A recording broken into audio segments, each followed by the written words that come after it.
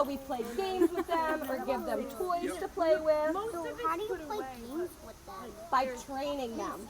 So we train the animals, and we only ever train the animals to do things that will be helpful for them. We never train them to do tricks, right?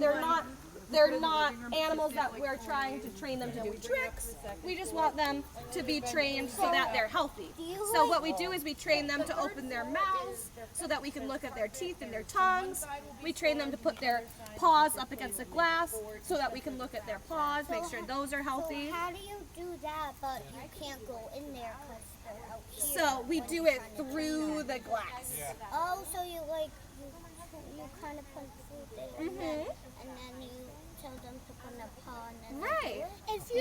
If you were to train them so they don't bite, would you let people pet them? Great question. So the reason that none of the animals at the zoo are able to be pet by visitors is because they're all supposed to be wild animals still. So we don't treat the animals here as pets. We try really, really hard to treat them as wild animals.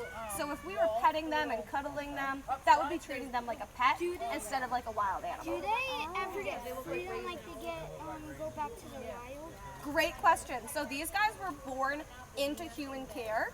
So if we release them into the wild, they would probably pass away because they would have no idea how to survive. So how did you find,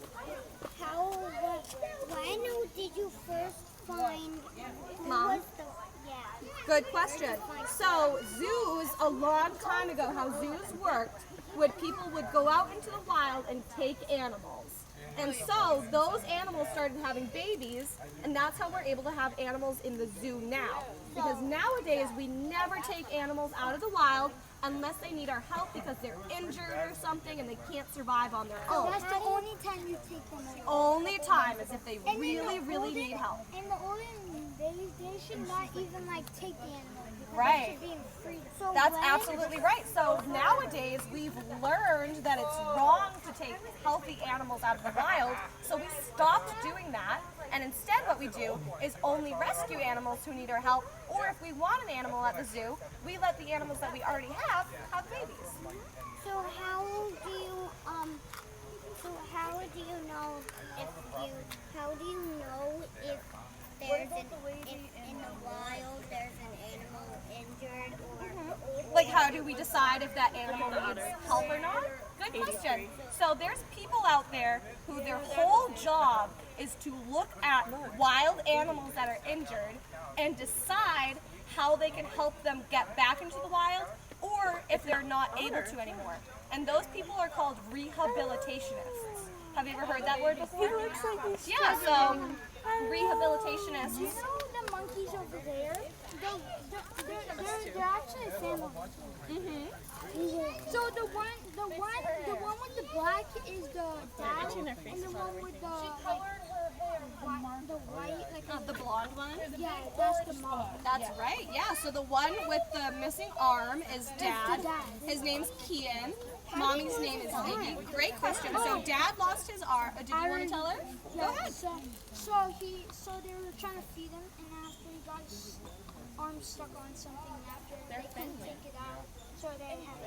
Yeah, so basically at the zoo where he was born, when he was about 2 or 3 years old, he's 21 now, so this is a long time ago, he tried to get some food from a visitor who was trying to feed him, and he put his arm through his habitat to reach for his food, and when he brought it back in, he brought it through a different hole, and that got his arm stuck, to the point that the vet had to amputate. So they cut it off? They had to, yep, to help him get And it unstuck. never grew again.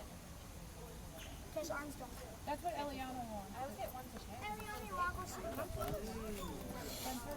The monkey all over. French fries and tacos. Do you guys have any questions about the otters or about any of the animals? So when did you know that she was pregnant? Great question. So we were able to tell that she was pregnant by how her belly was looking. It started growing a little bit bigger, and then, have you heard of an ultrasound before? Yeah, so we gave her an ultrasound, and we saw 3 babies in her belly. Is it like a scan?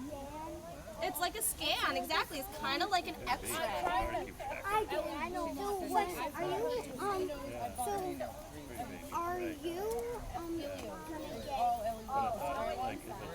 how do you know when they're sick?